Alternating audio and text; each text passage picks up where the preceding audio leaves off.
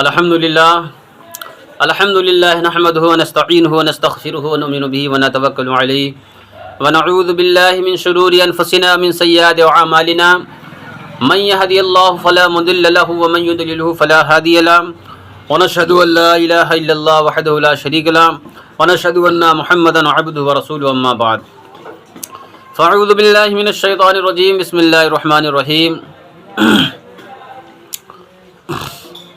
قل لا اسألكم علیہ اجرا الا المودۃ فی القربى آمنت باللہ صدق اللہ العلی العظیم وبلغنا رسولہ النبی الامین المتین الکریم ونحن علی ذلک ربنا اللہ من الشاہدین والشاکرین والحمد للہ رب العالمین۔ عزیزان ملت اسلامیہ، اللہ تعالیٰ نے قرآن مقدس میں ارشاد فرمایا قل لا اسألكم علیہ اجرا الا المودۃ فی القربى، اے میرے محبوب اعلان فرما دیجئے، اے میرے محبوب اعلان فرما دیجئے کہ مجھے تم سے کوئی نماز، روزہ، حج، زکوٰۃ کی کوئی اجرت نہیں چاہیے۔ اگر تم کو کچھ دینا ہی ہے تو میری قرابت دار سے محبت کرو، میری قرابت دار سے محبت کرو، مودت کرو، مودت کرو، یعنی جان، مال، ہر چیز میری اہل بیت سے پر قربان کر دو۔ محبت دو طرح کی ہوتی ہے، ایک تو ہوتی محبت آدمی کرتا تو ہے، ظاہری طور پہ تو کرتا ہے مگر اندر دل سے نہیں کرتا ہے، اور جو مودت ہوتی ہے اس میں دل سے بھی کرنا پڑتا ہے، اور جان کا بازی آ جائے تو جان کی بازی بھی لگانا پڑتا ہے، مال بھی خرچہ کرنا پڑتا ہے۔ تو ان سے مودت کرو، محبت کرو، وقت آ جائے تو پھر جان بھی دے دو۔ اہل بیت اطہار کی شان میں ان کی عظمت پہ قربان ہو جاؤ، بات آ جائے عظمت کی تو جان بھی دے دو، یہ ہے سچی محبت۔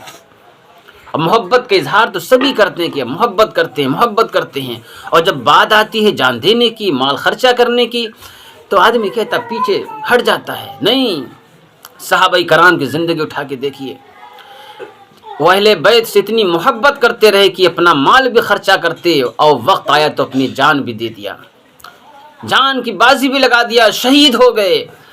کربلا کو دیکھ لیجئے، کربلا کی زمین پر جو 72 تھے وہ 22,000، اور اپنی جانیں قربان کر دیا۔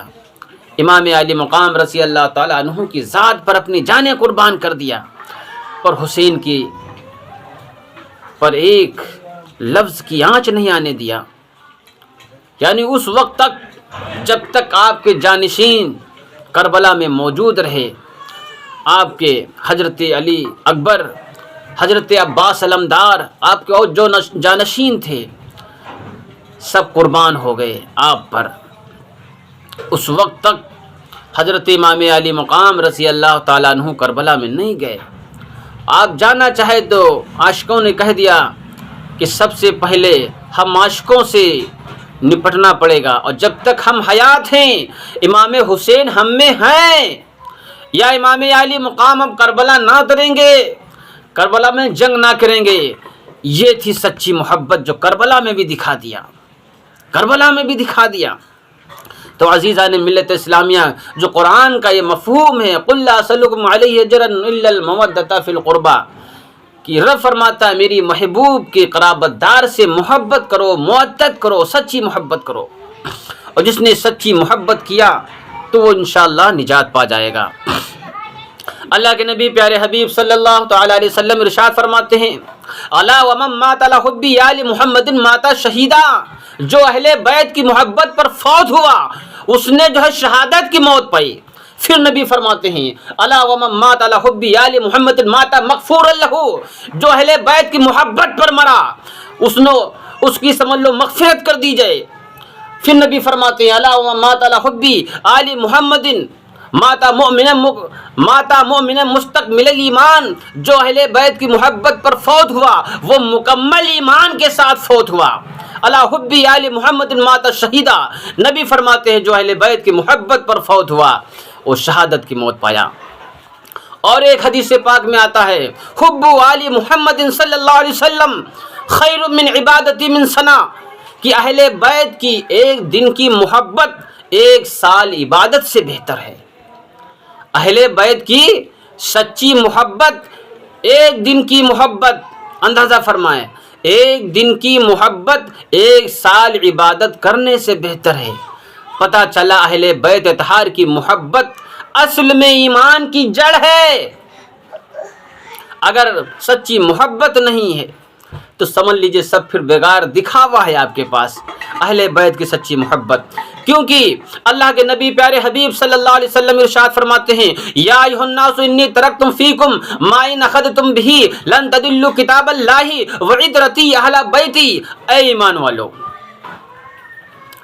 والو، میں نے تمہارے درمیان 2 چیزیں بہت حسین، بہت نفیس، بہت قیمتی چیزیں میں نے چھوڑ دی ہیں۔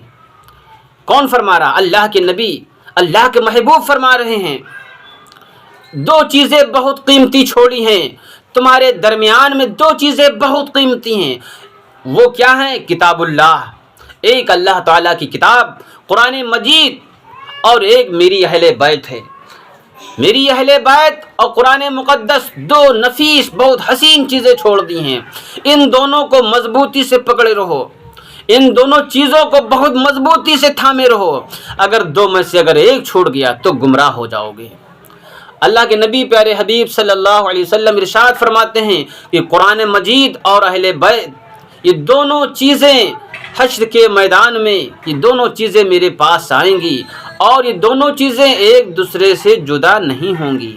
اور جو قرآن سے، اہل بیت سے سچی محبت کی ہوگی، جو ان سے جڑا ہوگا، انشاءاللہ العزیز حشر کے میدان میں وہ بھی ان کے پیچھے پیچھے آئے گا، قرآن کے پیچھے ہوگا، اہل بیت اطہار کے پیچھے ہوگا۔ اور اہل بیت جب نبی کے پاس پہنچے گی، اللہ اکبر، سفارش کریں گے، اے میرے نانا جان، اے رسول پاک صلی اللہ علیہ وسلم، انہوں نے ہم سے سچی محبت کی ہے، لہٰذا ان کو بخش دیا جائے۔ اور جن کی امام حسن اور امام حسین زین العابدین جن کی سفارش کر دیں وہ بخشا جائے گا۔ سبحان اللہ، یہ اہل بیت کی شان ہے۔ محبت ساتھ درود پاک پڑھیے۔ اللہم صلی علی سیدنا مولانا محمد طب القلوب و دوائہا وعافیۃ الابدان و شفائہا و نور الابصار و ضیائہا وعلی آلہ و صحابہ بارک وسلم۔ عزیزان ملت اسلامیہ، مجھے کہہ لینے دیا جائے، ایک اولاد رسول میں ہندوستان کے سرزمین پر ایک ایسی شخصیت ولایت ہوتی ہے، بے مثال ہے، جن کے بارے میں کہا گیا ہے، ان المدار مصباح الہدا و سفینۃ النجات، بے شک مدار ہدایت کے چراغ اور نجات کی کشتی ہیں۔ اور دوسری جگہ ارشاد فرمایا ہے، الا ان مثل اہل بیت فیکم مثل سفینۃ نوح فمن رغب نجا ومن تخلف عنها ہلک۔ نبی فرماتے ہیں میری اہل بیت مثل نوح علیہ السلام کی کشتی کی طرح ہے، جو اس میں سوار ہوا نجات پایا، اور جو میری اہل بیت سے محبت کیا وہ بخش دیا جائے گا۔ میری اہل بیت سے جو محبت کرے گا وہ بخش دیا جائے گا، اور جو اس کو چھوڑ دے گا وہ گمراہ ہو جائے گا۔ قرآن کو جو چھوڑ دے گا گمراہ ہو جائے گا۔ عزیزان ملت اسلامیہ، اسی اہل بیت کا ایک چراغ ہندوستان کی سرزمین کو روشن کرتا ہے، ایسا روشن کرتا ہے کہ 242 ہجری میں پیدا ہوتا ہے شہر حلب میں، اور 282 میں ہندوستان کا شہر داخل ہوتا ہے، اور پورے ہندوستان کی سرزمین پر وحدہ لا شریک کا ڈنکا بجاتا ہے، کہو اللہ ایک ہے، کہو اللہ ایک ہے، محمد رسول اللہ صلی اللہ علیہ وآلہ وسلم اس کے پیارے رسول ہیں، ڈنکا بجاتے ہیں۔ جب 404 ہجری میں شہر اجمیر میں تشریف جب لاتے ہیں حضرت ساہو سالار رضی اللہ تعالیٰ عنہ، جو ایک فوج کے کمانڈر ہیں اور بہت ہی زیادہ پرہیزگار، متقی، بہت پرہیزگار تھے، 5 وقت نماز پڑھتے اور اتنا پرہیز کرتے تھے کہ آپ جھوٹ نہیں بولتے، اور تہجد کی نمازیں ادا کرتے۔ اندازہ فرمائیں کہ آپ ایک فوج کے کمانڈر ہیں، اور جب اجمیر شریف میں آپ کی فوج آتی ہے، ایک ایسا معاملہ پیش آتا ہے کہ وہ فوج کو اجمیر شریف میں آنا ہوتا ہے، اور اس کے سپہ سالار حضرت ساہو سالار رضی اللہ تعالیٰ عنہ ہیں۔ ان کو جب پتہ چلا کہ سرزمین اجمیر شریف میں سرکارہ سیدنا بدیع الدین زندہ شاہ مدار رضی اللہ تعالیٰ عنہ تشریف لائے ہیں، تو آپ دوڑے ہوئے چلے آتے ہیں مدار العالمین کی بارگاہ میں اور سلام پیش کرتے ہیں، السلام علیکم۔ مدار العالمین فرماتے ہیں، بتاؤ ساہو کیا بات ہے؟ حضرت ساہو سالار رضی اللہ تعالیٰ عنہ ارشاد فرماتے ہیں، آپ جب میرا نام جانتے ہیں تو میرا کام بھی جانتے ہوں گے، آپ جب میرا نام جانتے ہیں تو میرا کام بھی جانتے ہوں گے۔ حضرت سیدنا بدیع الدین زندہ شاہ مدار رضی اللہ تعالیٰ عنہ کی وہ نگاہ ولایت ہے. اللہ اکبر. کہا ساہو پریشان نہ ہو، اللہ تعالیٰ نے تمہاری نسل میں ایک ایسا بچہ دیا ہے جو غازی مرد ہوگا، جس کی عمر شریف 19 سال ہوگی. اللہ اکبر. اور ہندوستان کی سرزمین پر وہ ایک بھی لمحہ ایسا نہ خالی گزارے گا کہ جس دن وہ دشمنان خدا سے جنگ نہ کرے. حضرت سیدنا مدار العالمین رضی اللہ تعالیٰ عنہ کی وہ مقدس ذات ہے، حضرت سیدنا ساہو سالار رضی اللہ تعالیٰ عنہ کو بشارت دے رہے ہیں کہ تمہاری نسل میں ایک غازی پیدا ہونے والا ہے. اللہ تعالیٰ نے اس کو غازی مرد فرمائے گا اور ہندوستان کی سرزمین پر وہ جنگ کرے گا، اور جو دشمنان خدا ہیں، جو رسول کے باغی ہیں، خدا کے باغی ہیں، ان سے وہ جنگ کرے گا. 19 سال اس کی عمر ہوگی. کون کہہ رہا ہے؟ حضرت سیدنا مدار العالمین رضی اللہ تعالیٰ عنہ حضرت ساہو سالار کو بشارت دے رہے ہیں.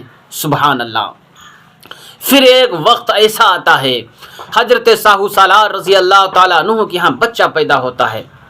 وہ دوڑے ہوئے لے کے آتے ہیں مدار العالمین کی بارگاہ میں کہ سرکار یہ بچہ ہے. حضرت مدار العالمین رضی اللہ تعالیٰ عنہ نے اس بچے کا نام رکھتے ہیں مسعود رکھتے ہیں. حضرت مسعود رکھتے ہیں، سید سالار مسعود غازی، اور دعائیں دیتے ہیں. تاریخ میں یہ لکھا ہے جب آپ کے ہاں بچے کی پیدائش ہوتی ہے، حضرت ساہو سالار رضی اللہ تعالیٰ عنہ نے وہ نوکری چھوڑ دیا جو سپہ سالار تھے، فوج کے چھوڑ دیا، کیونکہ مدار العالمین نے یہ فرمایا تھا کہ یہ بچہ 19 سال کی عمر میں شہید ہو جائے گا. یہ بچہ 19 سال کی عمر میں شہید ہو جائے گا. یہ غازی مرد ہے، حسنی حسینی سید ہے. اور ایک وقت ایسا آتا جب حضرت سید سالار مسعود غازی رضی اللہ تعالیٰ عنہ کی عمر شریف جب 4 سال کی ہوتی ہے، پھر حضرت ساہو سالار آپ کی بارگاہ میں حاضر ہوتے ہیں. حضرت ساہو سالار 4 سال یا 4 مہینے کی جب آپ کی عمر ہوتی ہے، حضرت ساہو سالار بہت روتے ہیں، مچل جاتے ہیں اپنے والد محترم کی گود میں، چپتے ہی نہیں، خاموش نہیں ہو رہے، رو رہے ہیں. حضرت ساہو سالار رضی اللہ تعالیٰ عنہ اپنے بچے حضرت مسعود غازی رضی اللہ تعالیٰ عنہ کو مدار العالمین کی بارگاہ میں حاضر ہوتے ہیں. کہا سرکار یہ بچہ چپ نہیں رہا ہے. مدار العالمین رضی اللہ تعالیٰ عنہ اپنی گود میں لے لیتے ہیں، اور جب گود میں لینا ہوا حضرت سیدنا سالار مسعود غازی خاموش ہو جاتے ہیں، چپ ہو جاتے ہیں، اور ایک بوسہ لیتے ہیں. سبحان اللہ. اور بچے کی طرف مخاطب ہوتے ہیں، اے مسعود یہ بتاؤ کیا تم خیریت سے ہو؟ اس بچے سے آپ فرماتے ہیں کہ خیریت سے ہو، تو بچہ سر ہلا دیتا ہے، کہتا نہیں. حضرت ساہو سالار رضی اللہ تعالیٰ عنہ ارشاد فرماتے ہیں سرکار یہ بات سمجھ میں نہیں آئی، آپ 4 مہینے یا 4 سال کا بچہ ہے، آپ پوچھتے ہیں کہ اس بچے سے آپ خیریت پوچھ رہے ہیں اور یہ سر ہلا رہا ہے، اس کا مطلب کیا ہے؟